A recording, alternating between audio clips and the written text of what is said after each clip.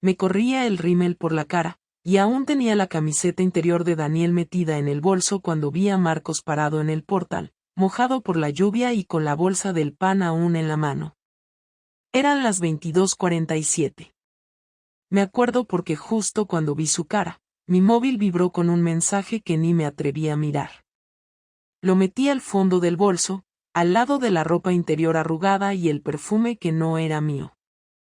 Él no dijo nada. Solo me miró. Unos segundos. Nada más. Ni un grito, ni una pregunta. Me abrió la puerta con la llave que compartimos desde hace 11 años y subió las escaleras. Yo no me moví. Me quedé en el rellano, como una niña que acaba de hacer algo muy malo y no sabe cómo justificarlo. Si alguien me hubiera dicho hace 2 meses que iba a estar escondiendo bragas y desodorante de gimnasio para que mi marido no notara nada, me habría reído. Yo, la que siempre le decía a mis amigas si tienes que esconder cosas, es que estás haciendo algo que no va. Qué fácil es hablar cuando no te miran como me miró Genio. Como si por fin alguien viera algo en ti que ni tú misma recordabas que estaba ahí. El tema es que no me pilló en la cama con nadie. Ni mensajes, ni llamadas, ni fotos. Fue peor. Me pilló oliendo a otro. A otro deseo, a otra vida. Y su silencio esa noche fue mucho más cruel que cualquier grito. Las cosas no cambiaron al día siguiente. Él no preguntó nada y yo tampoco me atreví a decir una sola palabra sobre la noche anterior. Nos levantamos como siempre, él preparó café, tostó pan y me lo dejó sobre el plato, sin mirarme, sin emitir más de 2 frases durante toda la mañana. Los niños ya estaban en casa de sus abuelos, así que no teníamos que fingir normalidad para nadie. Comimos en silencio, él en la cocina y yo en el salón, cada uno con su plato, la televisión de fondo diciendo cosas que ninguno escuchaba. Me fui a trabajar, volví por la tarde, y encontré la casa ordenada, pero con ese ambiente espeso que te obliga a pensar cada palabra antes de decirla, aunque luego no digas nada. No hizo falta que me revisara el móvil ni que me siguiera, no lo necesitaba. El problema no era una prueba directa, era la manera en que volví a casa, los ojos bajos, el olor a colonia distinta, el retraso que no justifiqué bien. Marcos no era tonto. Tampoco era un hombre celoso, nunca lo fue. Pero sabía leer a las personas, y yo, en ese momento, era un libro abierto con las páginas torcidas. Empecé a notar pequeños cambios. No me miraba cuando hablábamos, pero observaba todo lo que hacía. Si lavaba la ropa, revisaba los bolsillos antes que yo. Si dejaba el bolso sobre la mesa, lo miraba, como si esperara encontrar algo. No lo hacía con rabia, ni siquiera con malicia. Lo hacía como quien busca un resto de lo que fue suyo. Eso dolía más. Una noche, al volver del trabajo, me lo encontré en el salón con una copa de vino. Él no bebía nunca entre semana. Me dijo que sí me podía sentar un momento, que solo quería hablar. Me senté al otro lado del sofá, sin tocarlo, con las manos frías y los dedos cruzados. No alzó la voz ni una vez.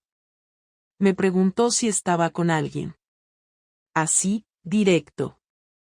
No hubo rodeo ni pausa dramática. Lo dijo como quien necesita confirmar algo que ya sabe. Yo me quedé callada. Me miró con calma, esperando, como si ya supiera la respuesta. No dije que no, pero tampoco dije que sí. Solo respiré hondo y le sostuve la mirada. Esa fue mi manera de confesarlo. No me gritó. Se levantó, dejó la copa en la mesa y salió al balcón. Estuvo ahí unos 10 minutos. Cuando volvió, me dijo que no necesitaba saber los detalles, que no quería escuchar nombres ni fechas, que lo único que le interesaba era saber si pensaba seguir viéndolo. Le dije que no sabía. Y era verdad. Esa noche dormimos en la misma cama, espalda con espalda, sin tocarnos, sin despedirnos. La distancia era tan grande que parecía que dormíamos en cuartos separados. Al día siguiente, se fue antes que yo, dejó un mensaje en el espejo del baño con un rotulador: haz lo que tengas que hacer, pero no mientas más. No sé si fue eso lo que me jodió más, el hecho de que aún me tratara con esa decencia, como si quisiera mantener cierta dignidad dentro de todo lo que estaba pasando. Durante esa semana, no volvió a mencionar el tema. No insistió, no investigó, no levantó la voz. Su silencio era una forma de castigo, una que me hacía más daño que cualquier insulto. Pero una tarde, llegando a casa, noté que algo había cambiado. Las cortinas del salón estaban corridas, cosa que nunca hacía él. Entré y no estaba. Me fui a la cocina y encontré todo en su sitio, salvo una carpeta negra sobre la mesa. La abrí. Dentro había unas hojas impresas, horarios, matrículas de coche, fotos pixeladas pero evidentes, una de ellas en la que yo salía abrazando a Daniel en la entrada del gimnasio, otra en la que aparecíamos tomando café en una terraza. Ninguna era explícita, pero todas eran más que suficientes. No sé si las había conseguido él solo o si contrató a alguien, pero estaban ahí.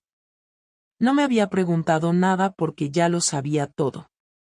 Cuando volvió, ni siquiera me saludó.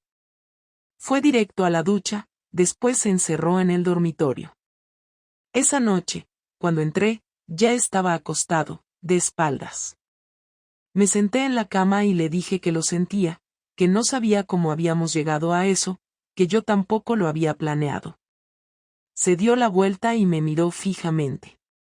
Me dijo que me creía, pero que eso no cambiaba el hecho de que yo había tomado decisiones sin contar con él, que me había salido del pacto sin avisar, que me había robado la oportunidad de defender nuestra relación. Y tenía razón. La tensión en casa se volvió insoportable. Él no me insultaba, no me tocaba, no me decía nada. Y eso me mataba. Me ignoraba con una precisión quirúrgica. Era como vivir con un desconocido que se sabía toda tu rutina pero no quería saber nada más de ti. Empecé a cuestionarme si de verdad había valido la pena, si ese par de tardes con Daniel merecían este infierno diario. La respuesta llegó una tarde, cuando Marcos no volvió a casa a dormir. El día que Marcos no volvió a dormir a casa, supe que algo se había roto de verdad, y esta vez no era una sospecha o una sensación incómoda, era un hecho. No llamó, no dejó mensaje, y no respondió a los míos. Pasé la noche dando vueltas en la cama, repasando cada palabra de nuestras últimas conversaciones, cada gesto suyo, cada momento en que pude haber parado todo antes de cruzar la línea, pero no lo hice. Y ahora él había empezado a responderme con las mismas armas, la distancia, la omisión, el silencio. Al día siguiente llegó como si nada, dejó las llaves en la encimera, preparó café y sacó pan del congelador. Yo estaba sentada en la mesa del comedor desde hacía rato, esperándolo, con la mirada fija en la puerta de la cocina. Cuando por fin me atreví a hablar, no le pregunté dónde había estado, solo le dije que teníamos que hablar, y que esta vez no valía con quedarnos en silencio como si no estuviera pasando nada. Marcos dejó la taza sobre el mármol, se cruzó de brazos y me miró con una mezcla de cansancio y rabia contenida. Dijo que ya no había nada que hablar, que ya había escuchado todo lo que necesitaba, aunque nunca lo dijéramos en voz alta. Le respondí que no era verdad, que él no sabía cómo habían pasado las cosas, que me estaba juzgando sin entenderlo todo. Me preguntó directamente cuántas veces había estado con Daniel, y cuando me callé, soltó una carcajada seca y me dijo que eso ya lo dejaba claro. Insistió, preguntó si lo había traído a nuestra casa, si alguien de nuestros hijos podría haber estado en la misma habitación donde yo había estado con otro hombre. Le grité que no, que nunca lo había hecho en nuestra casa, y que jamás habría sido capaz de algo así. Pero esa defensa solo pareció enfurecerlo más, como si el hecho de haber tenido un mínimo de código lo insultara todavía más. Me estás diciendo que debería sentirme mejor porque te follaste a otro, pero lo hiciste en otro sitio, me gritó, con una rabia que hasta entonces había contenido. «Eso es lo que crees que me va a calmar, Laura, que me digas que al menos no fue en nuestra cama», continuó sin darme tiempo a respirar.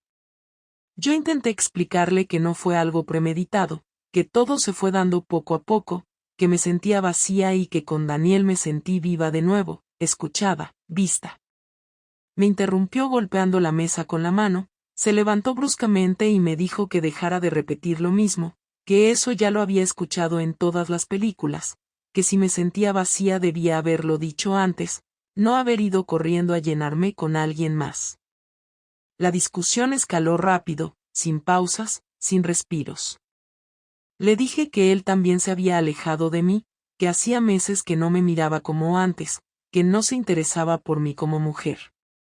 Me respondió que él estaba trabajando 12 horas al día para que yo pudiera estar tranquila, que no sabía que además tenía que entretenerme como si tuviera que justificar todos los días mi lugar en la casa. «Tú no querías compañía, querías emoción», me dijo, «y eso no se consigue en un matrimonio de 11 años, eso se busca en la calle, y eso fue lo que hiciste». Le contesté que sí, que tenía razón, pero que yo tampoco sabía cómo pedir lo que necesitaba sin sentirme culpable. Me miró con desprecio, y me soltó que lo que hice no fue un error, que los errores son impulsos, no relaciones paralelas con entrenadores sonrientes que se toman cafés contigo a plena luz del día. Me preguntó si todavía lo veía. Le dije que no. Me preguntó si pensaba seguir viéndolo. Le dije que no sabía. Ese fue el momento más tenso de toda la conversación. Se quedó callado, mirándome como si no me reconociera, y luego dijo que no podía vivir con alguien que no sabía si iba a acostarse con otra persona de nuevo. Que lo mínimo que necesitaba era una decisión, aunque fuera dolorosa, pero clara. Yo me levanté, caminé hacia el pasillo y le dije que necesitaba tiempo para pensar, que no podía tomar una decisión en ese momento. Desde el salón, gritó que ya lo había hecho cuando me bajé las bragas en otro sitio. Ese fue el golpe final. No hubo más palabras esa noche. Él se quedó en el salón, yo en el dormitorio. Dormimos separados por primera vez en nuestra vida. Y no por falta de espacio, sino porque el espacio ya no se podía ignorar. Marcos no dijo nada durante los siguientes 3 días, y aunque compartíamos el mismo techo, era como si viviera con un inquilino que evitaba cruzarse conmigo. No solo no hablaba, sino que tampoco dejaba rastro de sus movimientos.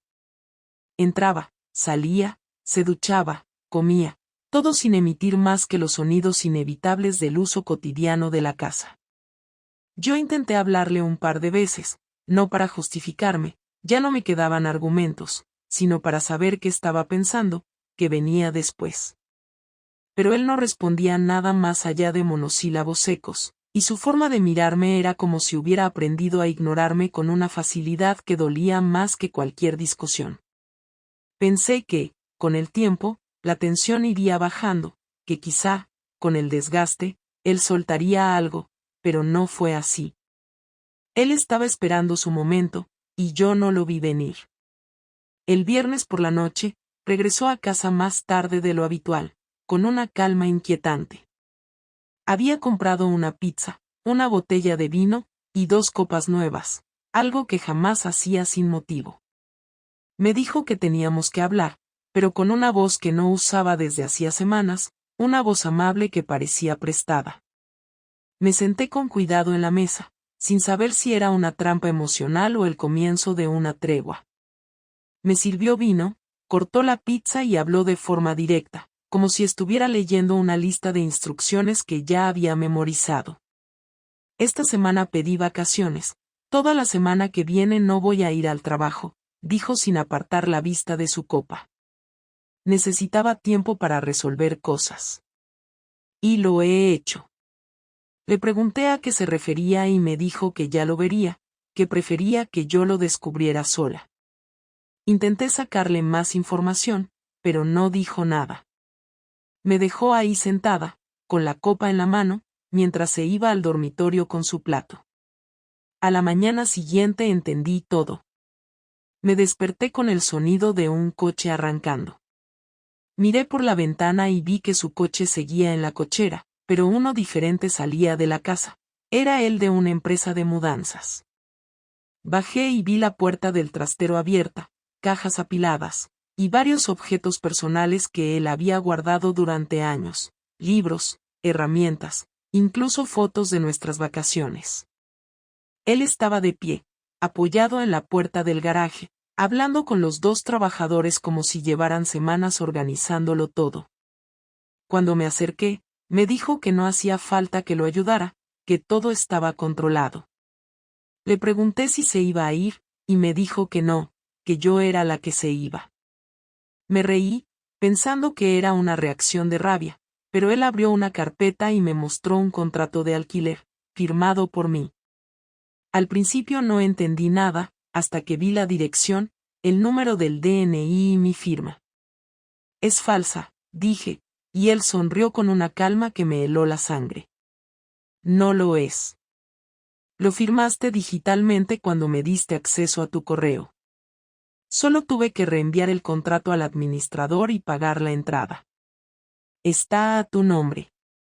La luz, el agua, todo está listo. Te vas esta tarde. Me quedé sin palabras. Nunca pensé que él fuera capaz de eso. Le pregunté si estaba bromeando, y me dijo que no, que el coche ya venía en camino a buscarme. Intenté discutir, decirle que era ilegal, que no podía hacer eso, que tenía derecho a estar en la casa tanto como él. Me dijo que no me estaba echando, que me estaba dando un espacio para pensar, para vivir mi nueva vida sin tener que compartir casa con él. Lo nuestro se acabó desde el día que decidiste que otra persona era más importante que tu familia, dijo, y aunque no quiera destruirte, tampoco voy a quedarme congelado esperando que se te pase la culpa. Yo no sabía si gritar, llorar o rogar. Nunca me había sentido tan descolocada.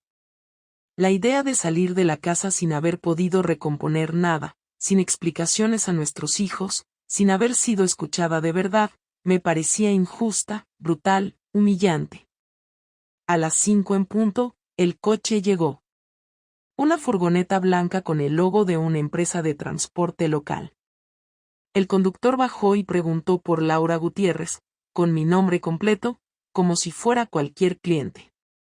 Las cajas ya estaban listas, algunas con mis cosas, otras vacías para que las llenara. No tenía elección. Marcos se metió en el dormitorio, cerró la puerta, y me dejó sola, organizando mis pertenencias como una extraña. Llamé a mi hermana, le dije que necesitaba pasar unos días en su casa, que luego le explicaría todo. No preguntó mucho, solo me dio la dirección y dijo que me esperaba. Cuando salí con la última caja, no me despidió. Cerró la puerta del dormitorio y no volvió a salir. Esa fue su venganza. Precisa, limpia, legal. No me gritó, no me insultó, no me expuso ante nadie. Solo me sacó de su vida con la misma frialdad con la que yo un día decidí buscar calor en otro lado. La primera noche en casa de mi hermana fue extraña. No por el lugar, ni por ella, sino por la falta total de control sobre mi entorno. Dormí en un colchón en el suelo del cuarto de su hija, rodeada de peluches y libros escolares, mientras escuchaba la televisión del salón filtrarse por las paredes delgadas.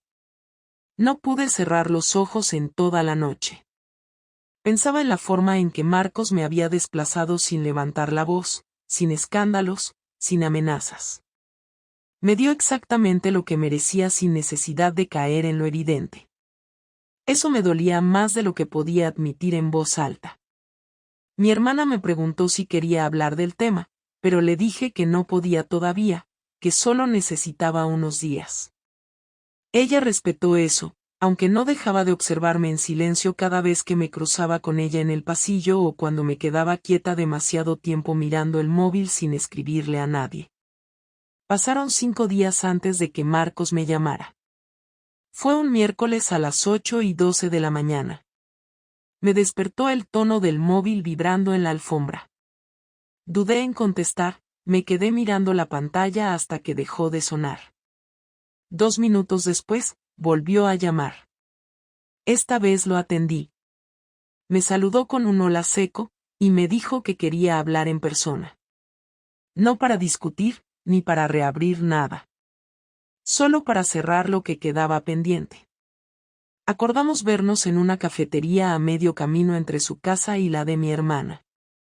Me presenté con 20 minutos de anticipación, él llegó puntual. Se sentó frente a mí, pidió un café solo sin azúcar, y esperó a que yo dijera algo. Le pregunté cómo estaba, y me respondió que ya no se hacía esa pregunta.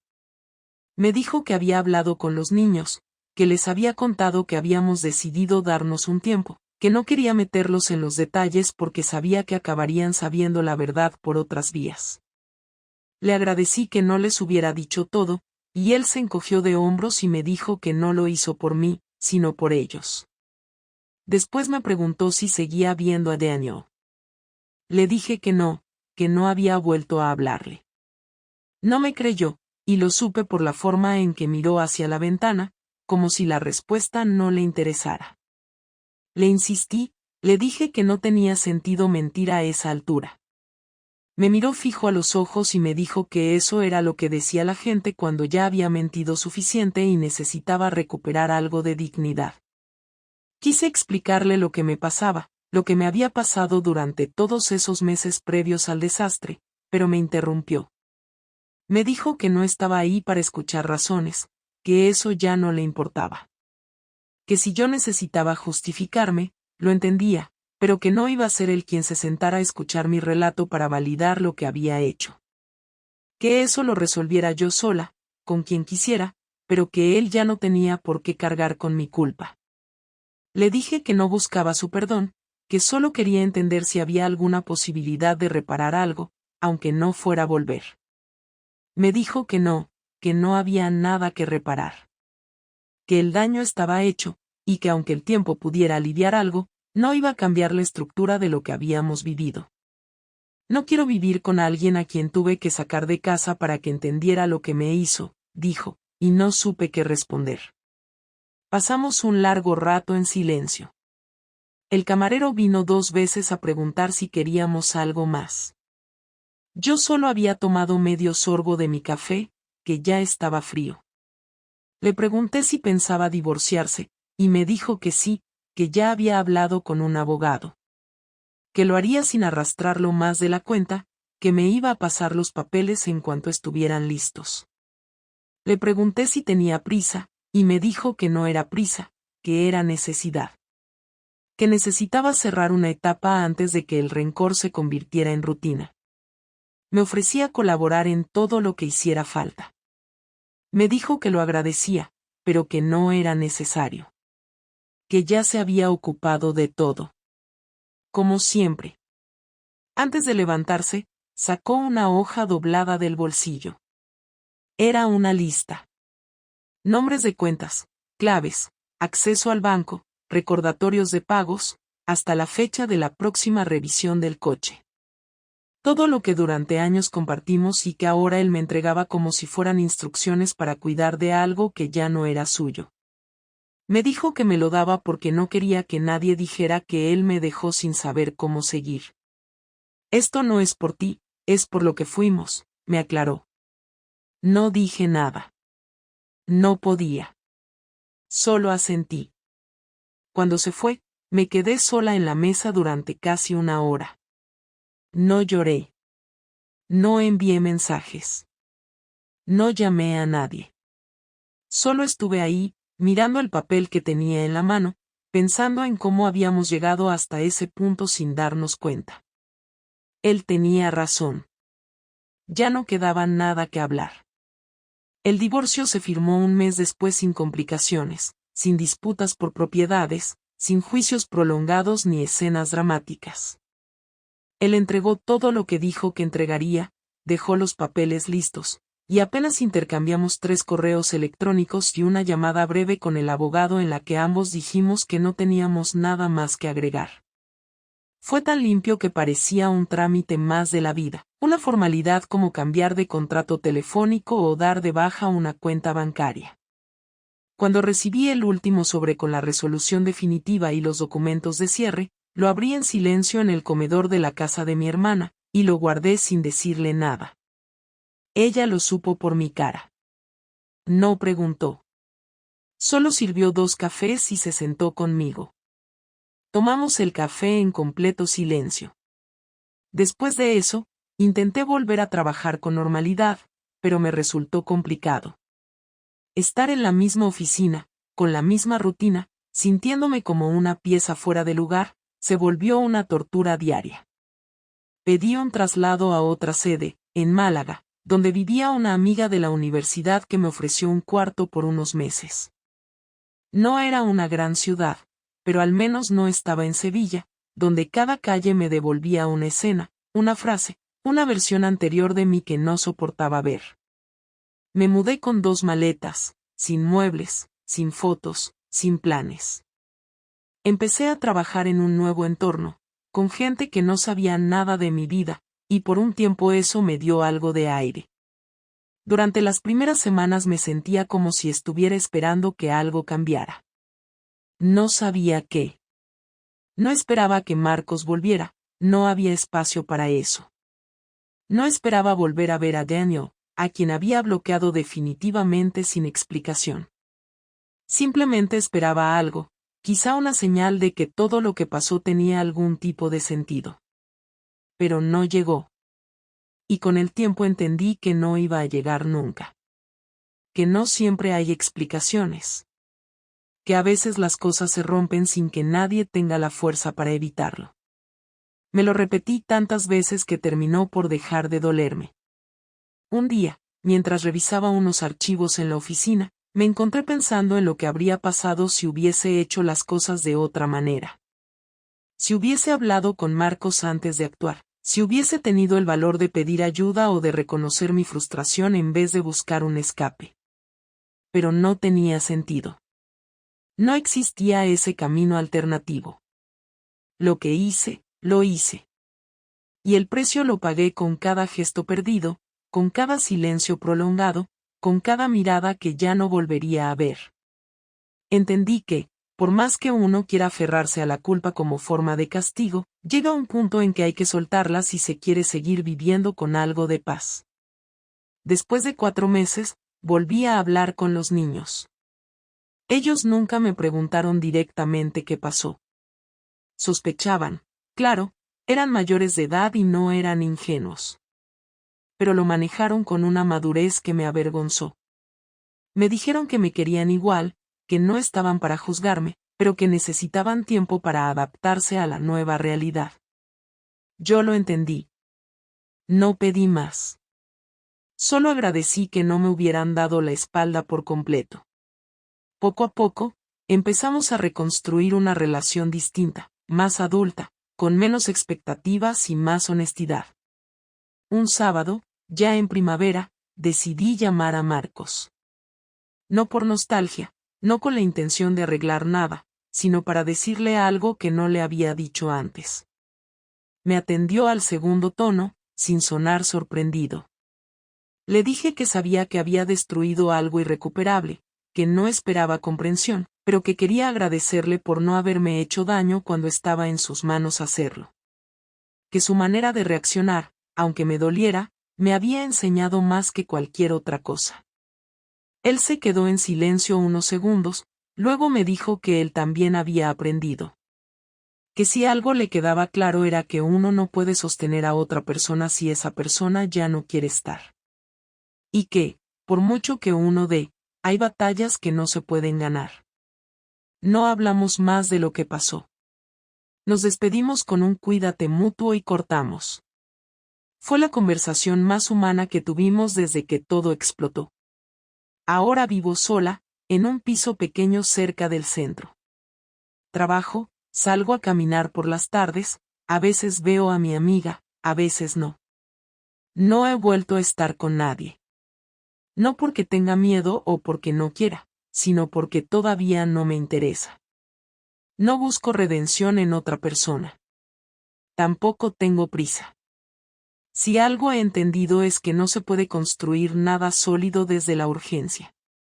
Lo único que tengo claro es que, si algún día vuelvo a compartir mi vida con alguien, no será desde la necesidad ni desde la carencia, sino desde la conciencia plena de lo que uno puede dar y lo que uno ya no debe esperar.